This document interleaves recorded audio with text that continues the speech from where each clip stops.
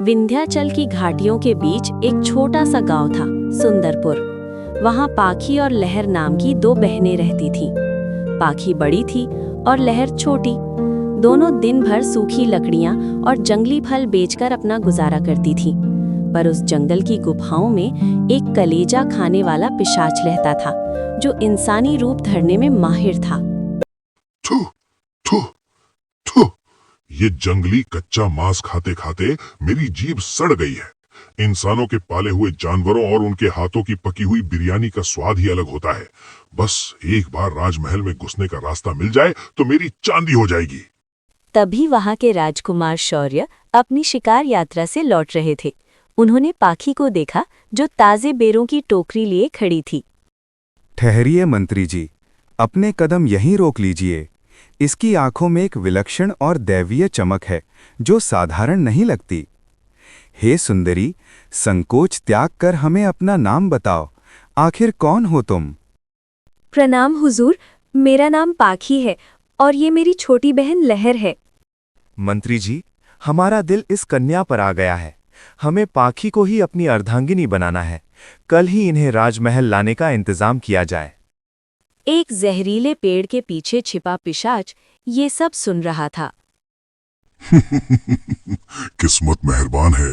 अब बस रानी बनकर महल में घुसने की देर है। और महल के स्वादिष्ट भोजन और बाड़े में कितनी ताजी और मोटी बकरियां हैं, सब मेरा भोजन बनेंगी। अगले दिन जब पाखी जंगल में लकड़ियां चुन रही थी, पिशाच ने एक छोटे बच्चे का रूप लिया और रोने लगा। जैसे ही पाखी उसे उठाने झुकी, पकड़ लिया, अब तू मेरा शिकार है। पिशाच ने अपनी काली शक्ति से पाखी को एक नीली गौरैया यानी चिड़िया बना दिया और खुद पाखी का रूप ले लिया। लहर ये सब देख रही थी। छोड़ दो मेरी दीदी को। तुम कौन हो शैतान? चुप। अगर तूने राजकुमार को एक भी शब्द कहा तो मैं इस चिड़िया को कच्चा चबा जाऊंगा। अब से मैं ही पाखी हूँ, याद रहेगा ना? राजमहल में दावत सजी थी। पिशाच जो पाखी बना था, वो हाथों से मांस को ऐसे फाड़ने लगा जैसे कोई जानवर हो। पाखी, ये क्या तरीका है? आप इस तरह खाना क्यों खा रही हैं? और आपकी आंखों का रंग लाल क्यों हो गया है? महाराज, वो जंगल में धूप बहुत थी ना, इसलिए आंखें लाल हैं। और गांव में हम ऐसे ही खाते हैं। महाराज, मेरी दीदी को रात में बकरियां चराना बहुत पसंद है। क्या हम रात को बाड़े में ठहर सकते हैं? अजीब बात है, पर अगर रानी की यही इच्छा है तो ठीक है। हर रात पिशाच अपनी आंखों के जादू से सबको सुला देता। फिर वो चिड़िया को पल भर के लिए पाखी बनाता, ताकि लहर उससे मिल सके, और खुद पिशाच बनकर राजमहल की एक मोटी बकरी चबा जाता। महाराज, अनर्थ हो गया। जब से रानी माँ बाड़े में जा रही हैं, हर रात हमारी एक बकरी गायब हो रही है। कोई चोर नहीं है, बस कुछ हड्डियां मिलती हैं। मुझे शक है कि लहर कुछ जानती है। मुझे उससे अकेले में मिलना होगा।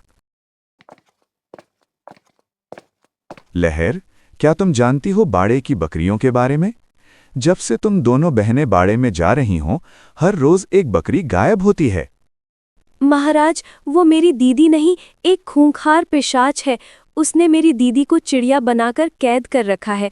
वो हर रात एक बकरी खा जाता है। मुझे माफ कर दीजिए महाराज, मैं डर गई थी। तो ये बात है। मंत्री जी, राजपुरोहित को बुलाइए। राजपुरोहित ने राजकुमार को एक दिव्य मशाल, आग और पवित्र भस्म दी। महाराज, जब वो अपनी आंखें चमकाकर सबको सुलाने की कोशिश करे, तब आप ये भस्म उसकी आंखों में फेंक देना और उसे पवित्र आग के घेरे में कैद कर लेना।